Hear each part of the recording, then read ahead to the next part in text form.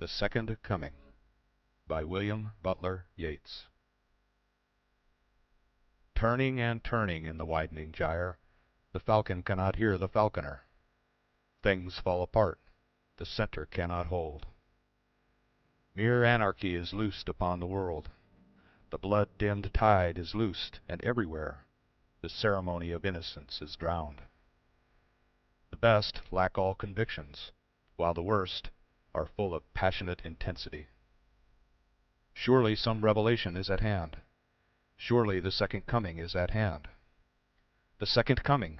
Hardly are those words out, when a vast image out of Spiritus Mundi troubles my sight.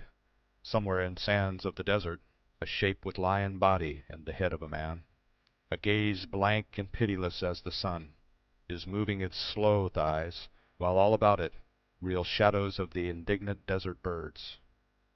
The darkness drops again, but now I know that 20 centuries of stony sleep were vexed to nightmare by a rocking cradle. And what rough beast, its hour come round at last, slouches towards Bethlehem to be born?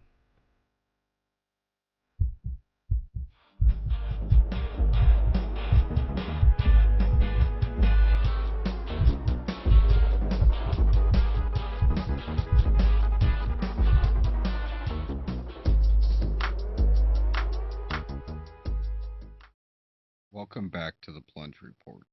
I am your host, Red Takedown, and in this episode we will be unexpectedly switching gears. I was going to do this podcast as another episode to my series on leftist ideologies, but I cannot ignore what is happening right now in the United Kingdom. I will continue that series after this episode. Today's episode is about threats to Western culture that are leading us away from American individualism, concepts like free speech, and what made the Western world once so great. The Western world has been under ideological attack for the last 20-some years. The great late Howard Bloom was perhaps the first academic to see what life could become like if we continued down the road that we were following. I would suspect that little to no one has heard his prophetic words from his introduction to the best of the best American poetry, 1988 through 1997. You know his book, The Western Canon. He is a Sterling professor at Yale University. He is also a professor of English at New York University, the author of 20 books, and the editor of many more. Bloom is a MacArthur Prize Fellow, a past Charles Eliot Norton professor at Harvard, and a member of the American Academy, and the recipient of many other awards, honorary degrees, and prizes. To begin our conversation by talking about the notion of what you think is happening to literature today. To literature, Charles, Yes. or to literary study? To literary study. To literary study. We just about haven't got it anymore. I wouldn't think that there are 10 academic institutions of name and repute in the United States which still feature literary study as such.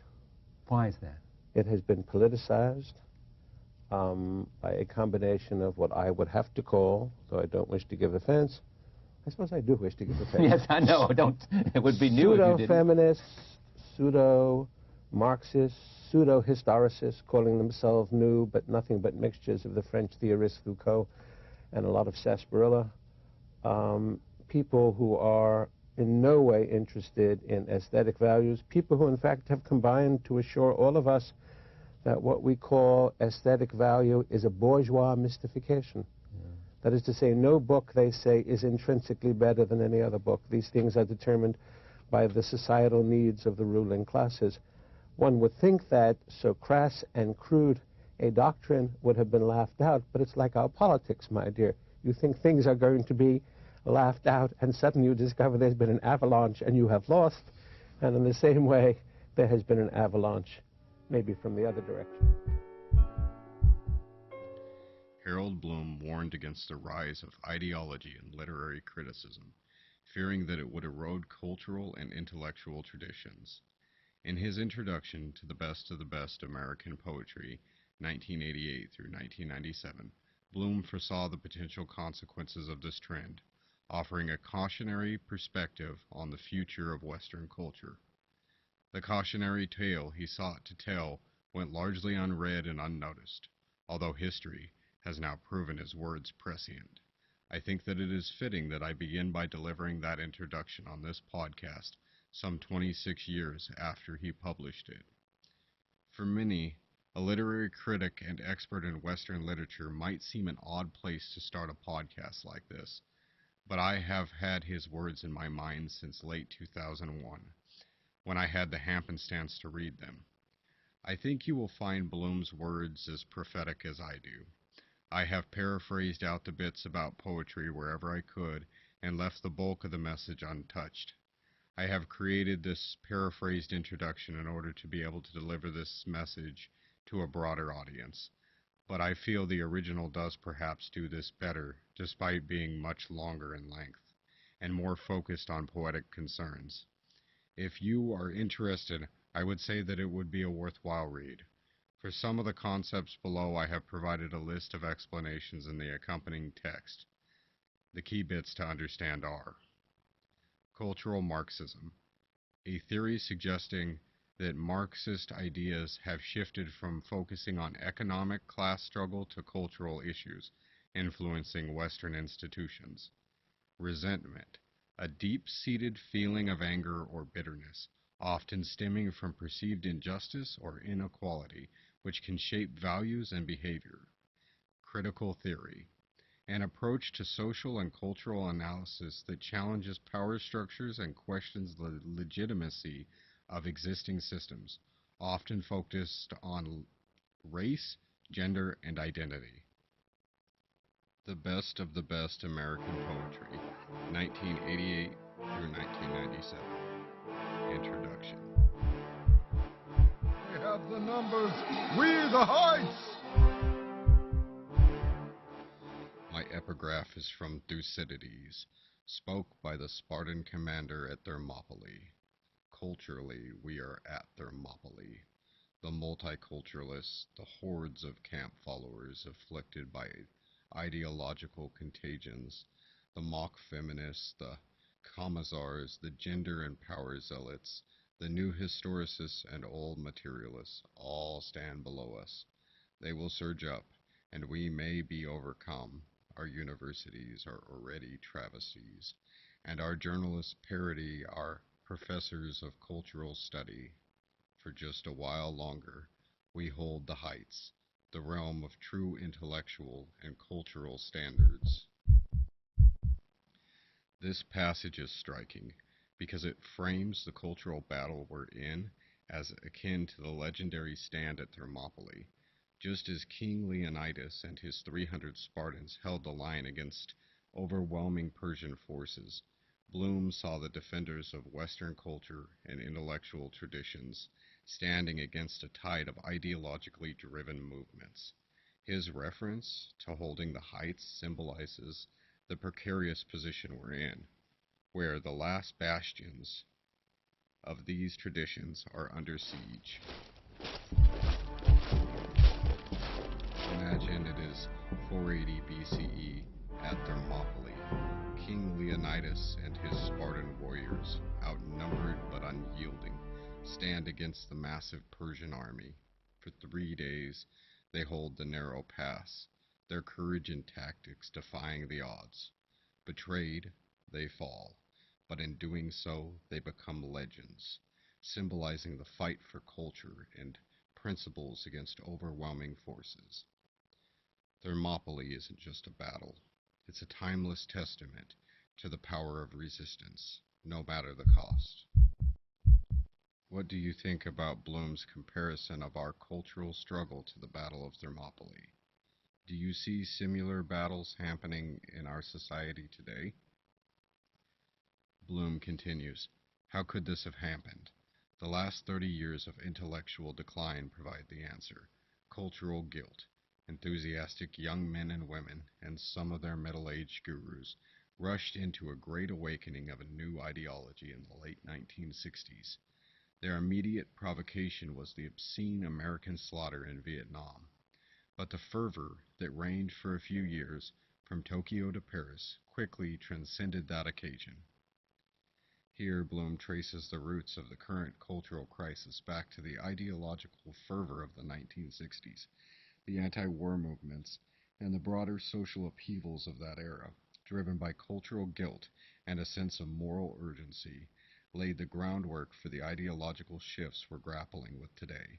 Bloom's critique highlights how these movements, while rooted in legitimate concerns, quickly evolved into something far more pervasive and, in his view, destructive.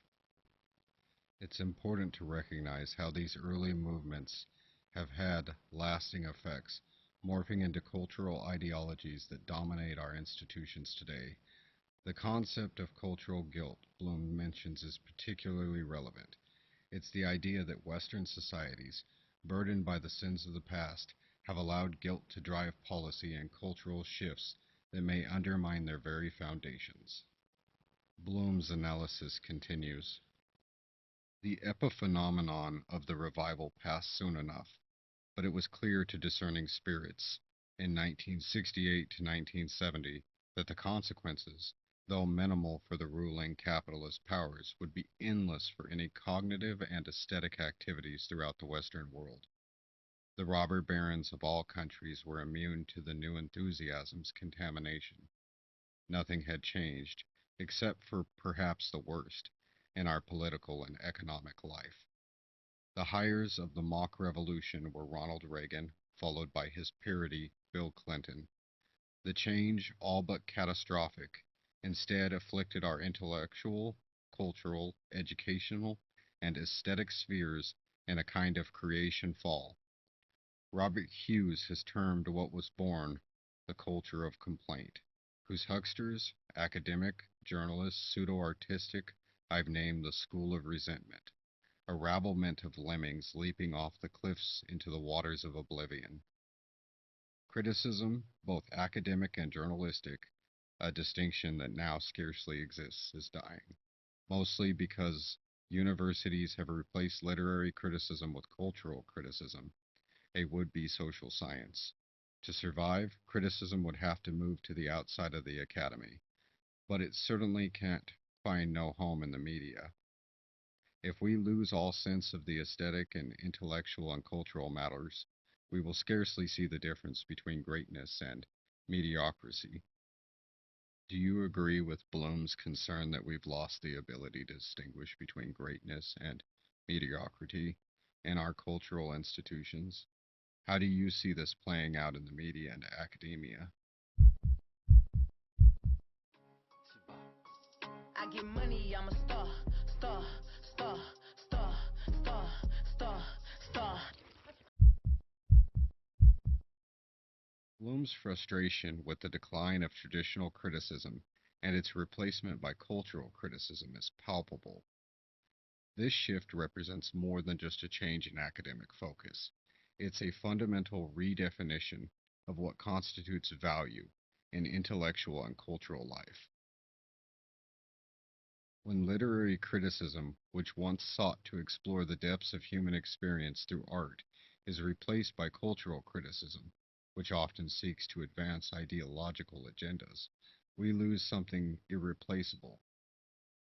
There is much to unpack in the brief section I just read, but here Bloom states, if we lose all sense of the authentic in the intellectual and cultural matters, we will scarcely see the difference between greatness and mediocrity.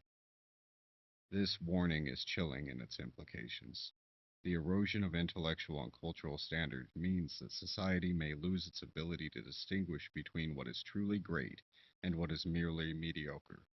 In a world where every work of art, every piece of literature is judged not by its intrinsic merit, but by how well it aligns with prevailing ideological standards, we risk losing the rich heritage that has been passed down through generations.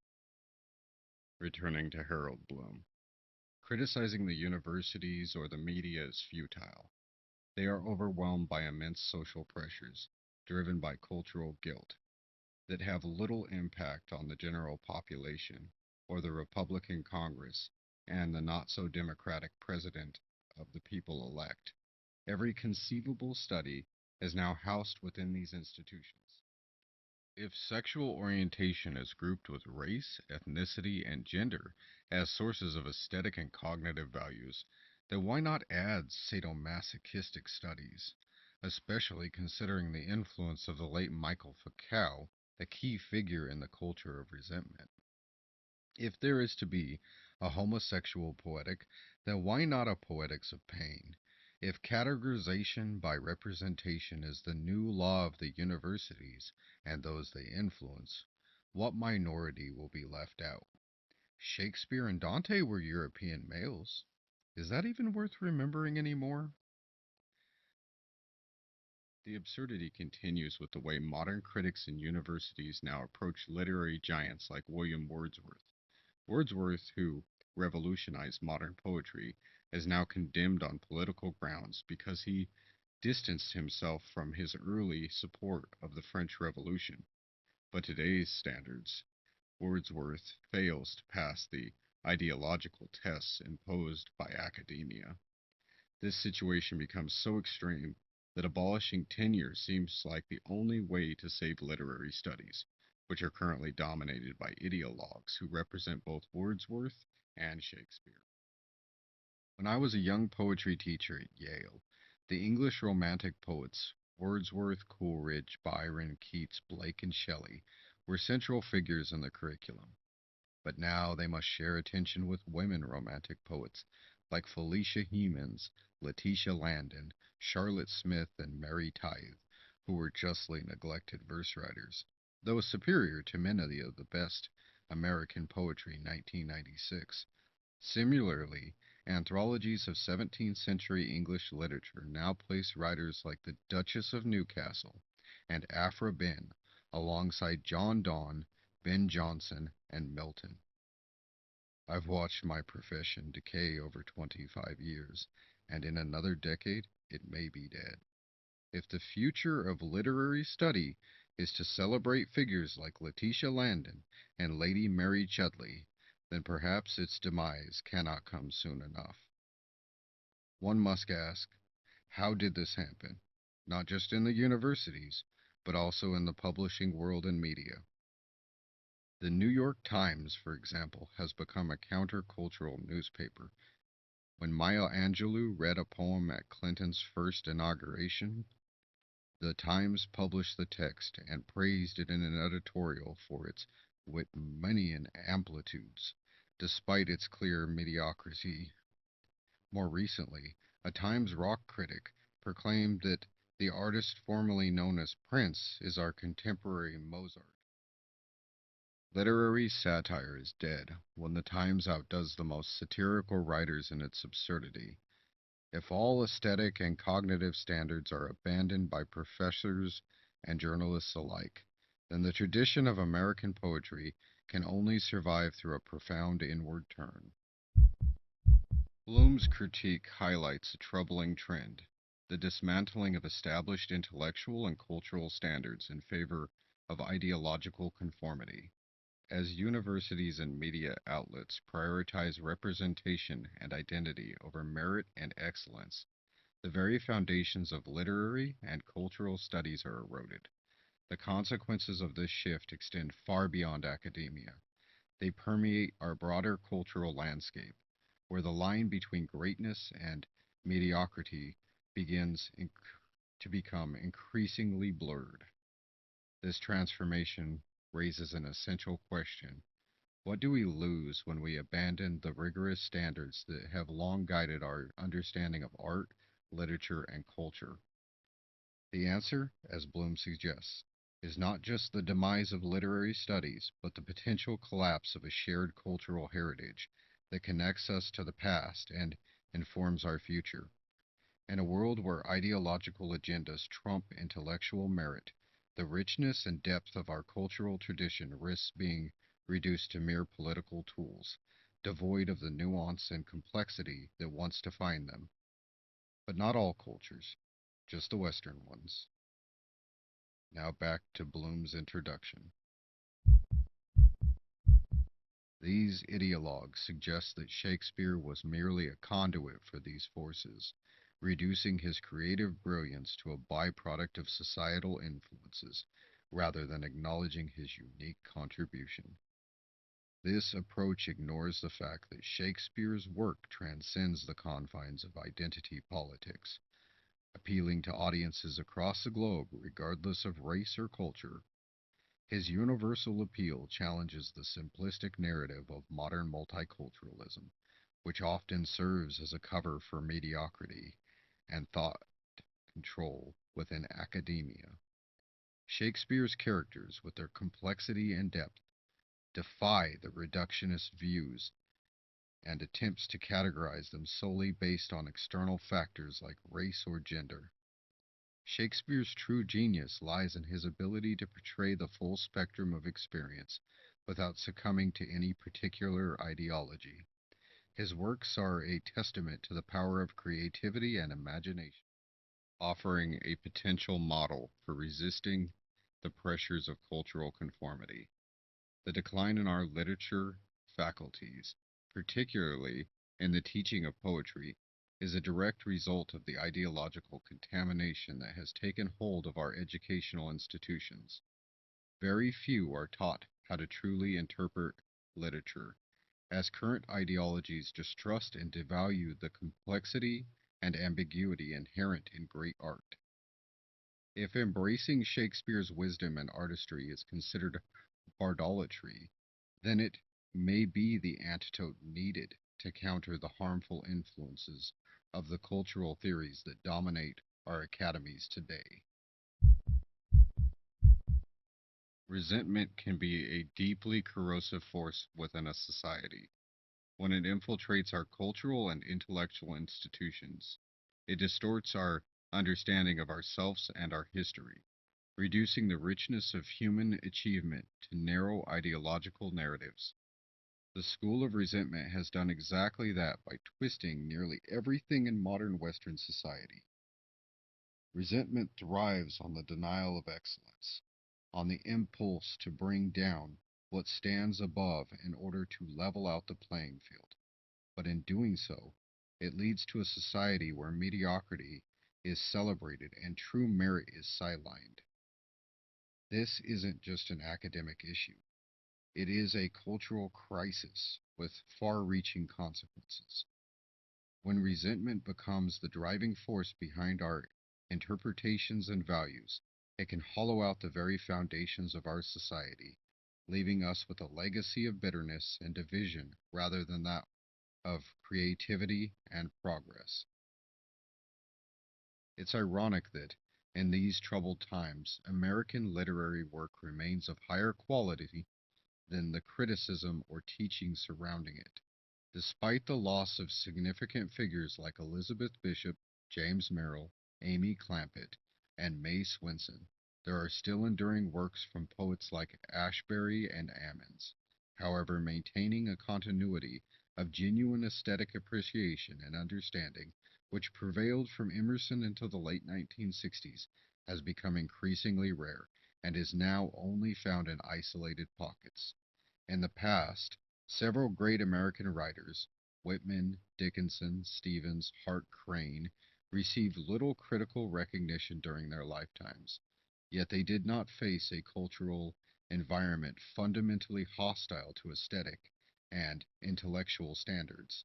Today, our best young writers may navigate not only social indifference, but also the hostility of those who claim to defend literature but instead push it as a tool for social change. Imposing political responsibilities on a writer undermines their creative work, forcing them to prioritize ideology over artistic integrity. I write with the belief that a literary critic's role is not to serve political ends, but to support the development of future talents without the hindrance of ideological demands. The notion that all literary work should serve a social or political agenda is a dangerous one, and it dismisses the importance of aesthetic quality. True literary genius lies in the mastery of thought and imagination, qualities that are often dismissed by those who resent the very concept of intellectual rigor. The educational system, from schools to universities, has largely succumbed to these ideological pressures, replacing classic works with those that align with contemporary social agendas. This shift threatens cultural collapse, particularly in a society where television, movies, and popular entertainment has supplanted the serious reading. Our current situation calls for a return to works that challenge the mind, works that are complex and demand cognitive engagement. Have you noticed a shift in how literature, art, and culture are being taught and discussed in your own life? What impact has this had on your perception of Western culture? Despite the challenges, Western culture has endured for centuries because of its resilience and adaptability. The very values we cherish, free speech, individualism, and intellectual freedom, have survived countless threats in the past. There's hope that, with enough effort, these values can continue to thrive, connecting Bloom to broader themes. The dangers Bloom warned about are not confined to academia. They extend to all aspects of Western culture, from the arts to media to the very way we understand our history. The ideological shifts he describes are part of a broader trend that some, including thinkers like James Lindsay, have identified as cultural Marxism. This term, though often controversial, attempts to describe the way in which Marxist ideas have been adapted to cultural and social issues, leading to a kind of ideological colonization of Western institutions. It's important to see how Bloom's concerns tie to this larger framework. The same forces that are shaping literary criticism are also at work in politics, education, and culture at large. The erosion of standards, the elevation of ideology over excellence, and the weaponization of resentment are all part of a larger pattern that threatens to undermine the very foundations of Western society. Do you think that the ideological shifts we are seeing today could be part of a larger, deliberate effort to reshape society? How do you view the idea of cultural Marxism in this context? Even in the face of these challenges, history shows us that individual actions can have profound impact. By staying informed, engaging in meaningful conversations, and supporting the preservation of cultural traditions, each of us can contribute to the defense of Western values. Change often starts with a small group of committed individuals.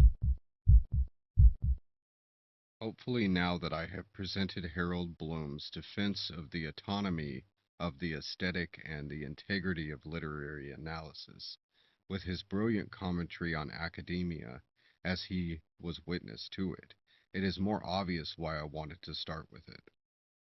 I believe that this introduction stands as a very valid proof that the changes that we see today to the broader portion of Western society, and especially that of in America, have been long in the making. The fact that the late Howard Bloom was, and likely is, regarded as the foremost expert on Western canon significantly deepens this discussion in relation to the claims I have made alongside authors like James Lindsay on cultural Marxism. To put it differently, when we defend our country and American values, we are essentially saying that cultural Marxism is attacking the Western tradition. The expertise that Bloom had is prescient because of his profound understanding of literary Western tradition that has shaped and has been shaped by our Western culture. To say that the similarities between what a man like James Lindsay sees happening and that which was seen by a man like Harold Bloom are anything other than grounded in fact would be seriously intellectually lacking. It is my personal take that Bloom was perhaps the first to write of such fears and have it be of serious weight.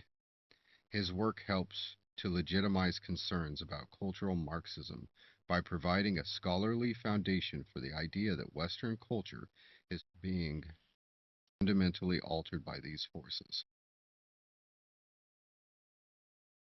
If 26 years ago Bloom had believed that we would only perhaps hold the height a little while longer, then the situation is dire today.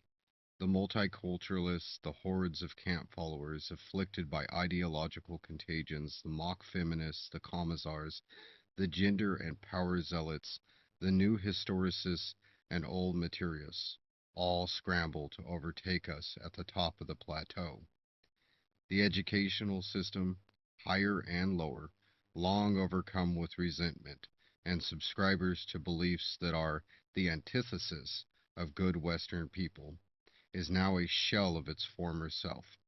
The mainstream news outlets are now much worse than Bloom described, not merely parodies of news, but now legally allowed to propagandize and lie to the public for government or self-interest. The state of literary knowledge and exploration now is nearly non-existent. The Western canon now ridiculed and removed from both educational discussion and private life by forces that Bloom had seen coming. The arts, in all forms, from painting to the written word, have become nothing but a farce or a horrid caricature of what they once were. If our heritage, values, and laws are what is at stake with the loss of Western tradition, then preserving and defending the intellectual and cultural foundations that have shaped our society becomes not just an academic exercise, but a vital task for ensuring the continuity of the principles that underlie our civilization. Without these traditions, we risk losing the very frameworks that support the notions of justice, freedom, and human dignity, leading to a culture and moral disintegration that could profoundly alter the fabric of our society. The most insane part about where we find ourselves is that people who are trying to point out that Western society has been undergoing a radical shift have to defend the very concept that something like this could be going on. There is a long Western tradition of thought on many different topics, and it just so happens that this particular area was discussed as early as Aristotle, if not earlier. Aristotle's discussion of justice and envy in the Nicomachean Ethics is an early description of the resentments that most of the democratic left now hold. Aristotle, on the perception of injustice and the resulting resentment. It is thought that the cause of injustice, such as envy and spite, arise from perceiving that another has more than his due and wishing harm upon him for it, not because of a desire for justice, but out of a feeling of frustration with one's own lot. This has been paraphrased from Book 5 of Discussions. The depth and potential reality of resentment arising within a given population has a long history of discussion. Perhaps Nietzsche is the earliest and one of the most valuable for our purposes here. Friedrich Nietzsche on the birth of resentment. When we think about the psychological roots of modern moral systems, few thinkers have delved as deeply as Friedrich Nietzsche. Nietzsche's exploration of resentment, what he terms resentment, offers a profound and unsettling look at how the powerless can transform their feelings of inferiority and frustration into a moral framework that opposes the values of those in power or those they perceive to hold power. In On the Genealogy of Morals, Nietzsche argues that resentment is the driving force behind what he calls slave morality, unlike master morality of the powerful, which is rooted in strength, assertiveness, and the ability to define one's own values. Slave morality arises from the resentment felt by those who perceive themselves as oppressed or weak. Unable to act directly against their oppressors, these individuals channel their feelings of impotence and envy into the creation of a new set of values. For Nietzsche, this moral reversal begins when resentment itself becomes creative.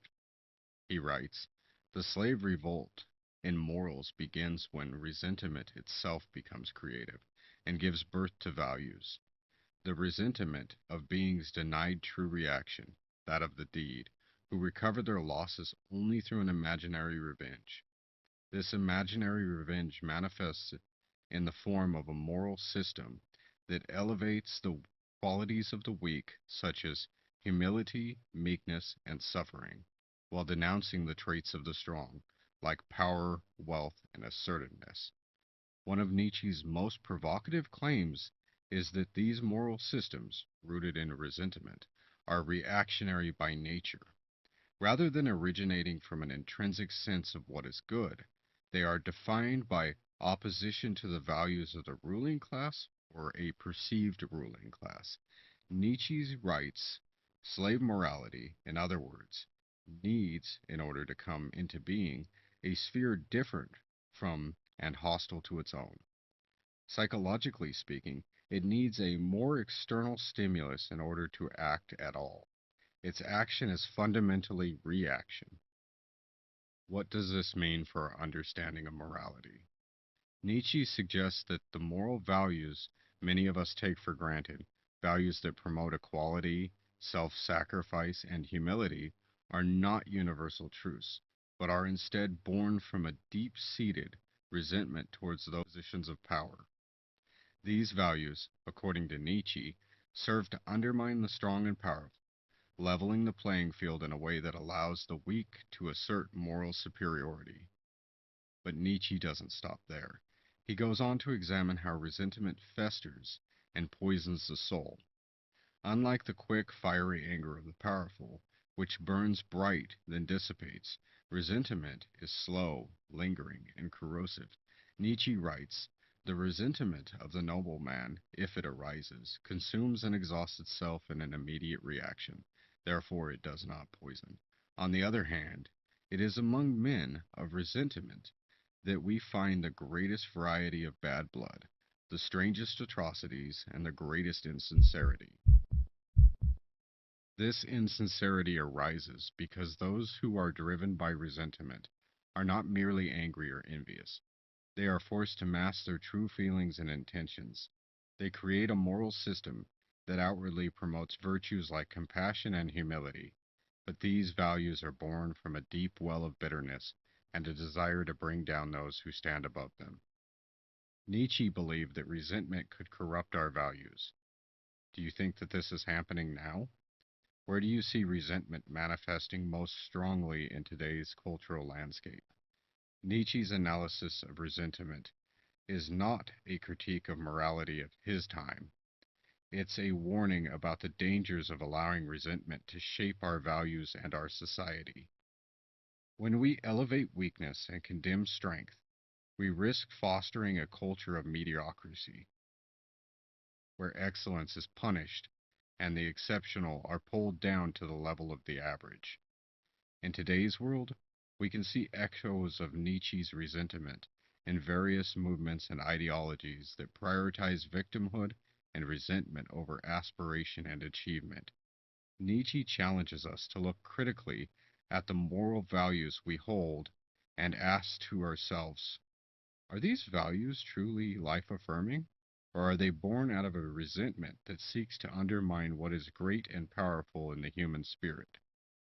As we navigate the complexities of modern culture, Nietzsche's insights into resentment offer a critical, crucial lens through which to understand the underlying psychological forces that shape our moral and ethical landscapes. By recognizing the role of resentment in the formation of values, we can begin to question whether those values truly serve the flourishing of humanity or whether they simply mask a deeper hostility towards the exceptional and the strong. Friedrich Nietzsche was, however, describing resentment as it would naturally arise within groups of people. But what if there was a way to manipulate this natural quality of humans?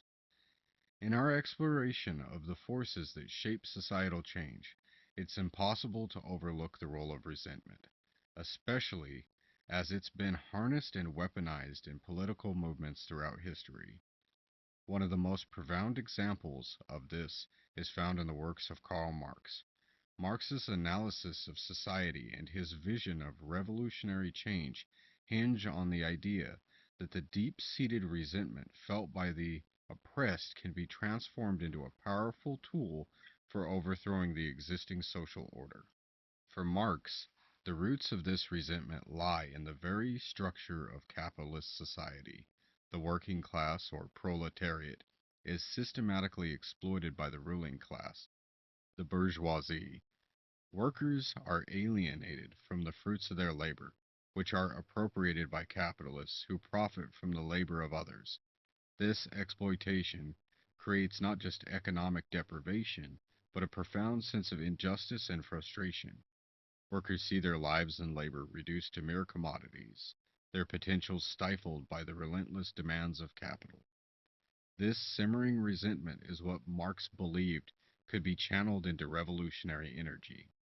In Marx's view, the capitalist system thrives by keeping the working class subdued and divided, often through ideology and what he called false consciousness. This is the idea that the ruling class perpetuates beliefs and values that convince workers to accept their lot in life as natural, inevitable, or even just. However, as the conditions of exploitation worsen and workers become more aware of their shared plight, this false consciousness begins to crumble, giving way to a clearer understanding of their oppression. Marx saw this awakening as the moment when resentment could be transformed into a collective revolutionary force. The deep-seated feelings of injustice, once recognized and shared among the proletariat, become a unifying factor, driving them to challenge the status quo. Resentment here is not merely a destructive emotion, but a catalyst for action. Marx argued that this collective resentment would lead to the overthrow of the capitalist system, replacing it with a classless society where the means of productions are owned collectively. But there's a darker side to this mobilization of resentment. While Marx viewed this process as both necessary and just, there's an inherent danger in how resentment can be manipulated, not just by the oppressed, but also by those seeking to control or direct revolutionary movements. History shows us that resentment, once unleashed, can be a double-edged sword. It can unite the oppressed against their common enemy, but it can also be exploited by leaders who use it to consolidate power, often leading to new forms of oppression. We can see examples of this in various revolutionary movements throughout history, where the initial resentments against injustice was harnessed to overthrow a regime, only to give rise to new forms of authoritarianism. The Russian Revolution, for instance, began with the workers' resentment against the Tsarist regime, but eventually led to the rise of the Soviet Union, where a new elite wielded power over the masses, often using the very same resentment to justify repression. In modern context, resentment continues to be a powerful force in politics. Popularist movements both on the left and right often tap into feelings of resentment among those who feel left behind by globalization, economic inequality, or cultural change. Leaders who can articulate this resentment and promise to address it can quickly gain support, but the outcomes are not always in line with the ideals of justice and equality that ordinarily fuel the movement. Karl Marx's ideas highlight the potential of resentment to drive significant societal change, but they also serve as a reminder of the risks involved in weaponizing such a powerful emotion.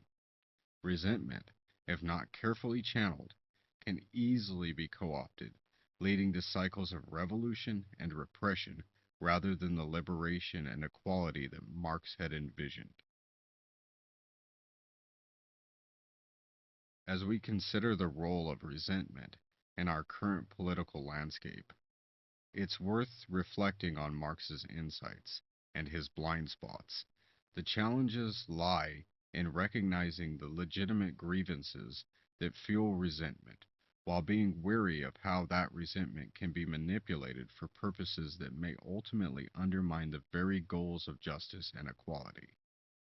It is my assertion that critical theory, which was created off of Marxism, is being used to create resentments within America, and that these manufactured resentments are being co-opted as weaponized resentment to overthrow the existing power structure. At their core, critical theories challenge the status quo by questioning the legitimacy of existing power structures. Baseless or not, they aim to reveal how systemic inequality, discrimination, and exploitation are maintained through social, cultural, and institutional practices. By raising awareness of these issues, critical theories empower marginalized groups to demand justice, equality, and change. However, the same analytic tools that are used to critique power can also be used to foster resentment. When critical theories emphasize the pervasiveness and inescapable nature of oppression, they can create a narrative in which the existing social order is viewed as irredeemably corrupt. This can lead to a sense of hopelessness and frustration among those who feel they are perpetually victimized, fueling a deep-seated resentment against the broader society and its institutions. Throughout history, we've seen how theories of social justice and critique can be weaponized this way. The Russian Revolution, for example, began with a legitimate critique of the Tsarist regime's oppression of the working class, but was co-opted by the Bolsheviks, who used the widespread resentment to establish a new authoritarian regime. Similarly, during the 20th century, various Marxist-inspired revolutionary movements in Latin America and Africa used critical theories and imperialism to galvanize support, often leading to prolonged conflict and authoritarian rule. In more contemporary settings, critical theories focusing on race, gender, and identity have become central to various social justice movements. The risk that the resentment these generate could be exploited by those seeking to undermine democratic institutions is massive, and there is nothing conspiratorial about that. We do not need a conspiracy to have to be worried about Marxist ideas infiltrating and using critical theory to create resentments within society at large. This is a well thought out process, and it is most certainly going on today. Populist leaders, both on the left and the right, have increasingly used language of critical theories to rally support, sometimes pushing for radical changes that challenge the legitimacy of existing governments. I believe that this is where we are at. The United Kingdom has fallen to resentments and giving over its rule of law to that of the rabble of culturally subverted lemmings who are plummeting into the trap that has been set for them. Their world order, laws, and sense of justice are now controlled by those who harbor these resentments. This new world order only looks like the old one on the surface, but in reality bears only resemblance in structure alone. Change the resentments and you change the values, and change those and you topple Western society as a whole. This is the way it went down on the other side of the world. They are only beginning, and we are only a short while behind them. If my understanding is correct, that would mean that the way forward would be to resist the ideas that are being presented as truths, woke culture as a whole, and to work hard to convince those who are under the spell of resentment that their resentments are misdirected. Then it would be to remove the people from all positions of power, education, and influence who are peddling these resentments. Lastly, reestablish a Western tradition and a teaching of our great history. The work of doing this is beyond me, but it must be done, and done quickly, because I fear we are at the 11th hour. If Bloom's warnings are correct, how do we begin to push back against these cultural changes? What role do you think individuals can play in preserving Western traditions? Awareness is the first step towards change. By educating ourselves and others about these issues, we can begin to turn the tide. The more people who understand what is at stake, the stronger the defense of our cultural heritage will be. Education is a powerful tool for reclaiming the narrative. I would like to put a more positive spin at the end of this, but I have seen these resentments destroy everything in my life that I have loved.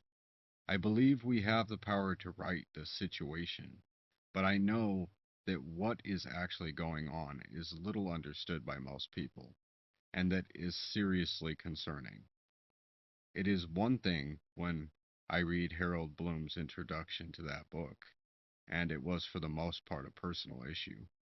But I cannot be silent now that all the cards in the house are so close to collapsing. Free speech has been threatened on the global scene, with possible effects on Americans when stating opinions online by the government of the United Kingdom. Individualism is falling towards collectivism, and we have lost the roots of what made the Western tradition great. We can't let this happen. To summarize, this was a defense of Western culture. Today I veered from the planned series on leftist ideologies to address urgent concerns related to free speech and the erosion of Western cultural values.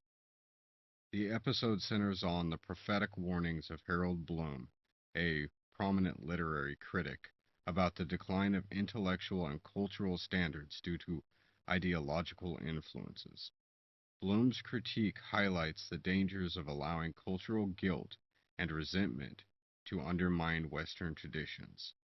I connect this trend to the broader issues of cultural Marxism and the manipulation of resentment as seen in critical theory. Howard Bloom is the author of the Western Canon, the book and School of the Ages, where he continues this criticism. As I am an avid reader and a huge fan of the Western tradition, I have to recommend reading this work along with many of the books from the canon that he will recommend throughout the Western canon. As we wrap up, it's crucial to reflect on what we do in the face of these challenges. Bloom's work provides us with a powerful lens through which we can view cultural shifts happening around us, but it also calls us to action. Defending the Western tradition is not just about preserving the past. It's about ensuring the principles of excellence, individualism, and intellectual freedom continue to shape our future. The stakes are high, and the challenges are daunting, but the fight to preserve the best of what Western culture has to offer is one worth engaging in. As Bloom's work reminds us, we're standing at the heights, holding off the forces that would see these traditions toppled. It's up to us to ensure that they endure. This has been the Plunge Report, and I am your host, Red Takedown. Thanks for listening. I encourage you to engage with the content and share your thoughts. Join the conversation by leaving a comment or question. Your insights and perspective are invaluable in fostering a vibrant community of critical thinkers. Remember, the line separating good and evil passes not through states, nor between classes, nor between political parties either, but right through every human heart. This was a quote by Alexander Solzhenitsyn. Until next episode, keep questioning, keep thinking, and be mindful of the forces that shape the world. Stay vigilant, and remember, when you gaze into the abyss, be sure of your footing. Take care. Lift up your heart. All will come right out of the depth of sorrow and of sacrifice. We will be born again, the glory of mankind. This is the message to all the states and nations, bond or free.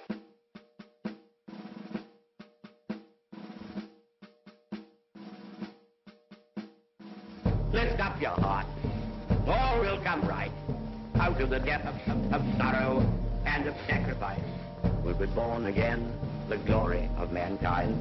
This is the message to all the states and nations, bond or free. Lift up your heart. All will come right out of the depths of sorrow and of sacrifice. We'll be born again, the glory of mankind. This is the message to all the states and nations, bond or free. We cannot yet see how deliverance will come, or when it will come. But nothing is more certain than that every trace of Hitler's footsteps, every chain of his infested and corroding fingers will be sponged and purged, and if need be blasted from the surface of the earth. This then, my lords and gentlemen, is the message which we send forth today. Lift up your hearts. All will come right out of the depths of sorrow and of sacrifice. We'll be born again, the glory of mankind. This is the message to all the states and nations, bond or free. Lift up your hearts. All will come right out of the depths of sorrow and of sacrifice. We'll be born again, the glory of mankind. This is the message to all the states and nations, bond or free.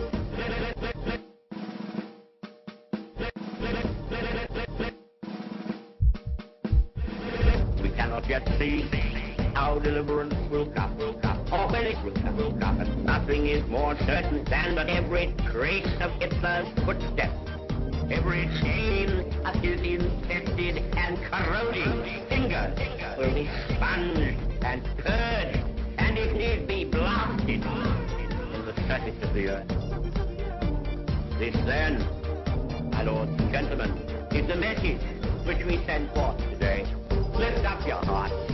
All will come right out of the depths of sorrow and of sacrifice.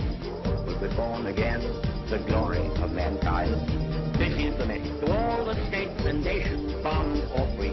Lift up your hearts. All will come right out of the depths of sorrow and of sacrifice. We'll be born again, the glory of mankind. This is the message to all the states and nations, bond or free. Lift up your hearts.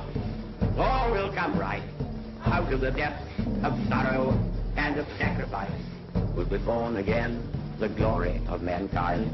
This is the message to all the states and nations, bond or free.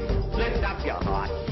All will come right out of the depths of sorrow and of sacrifice. We'll be born again, the glory of mankind. This is the message to all the states and nations, bond or free. Lift up your hearts. All will come right out of the depths of sorrow and of sacrifice.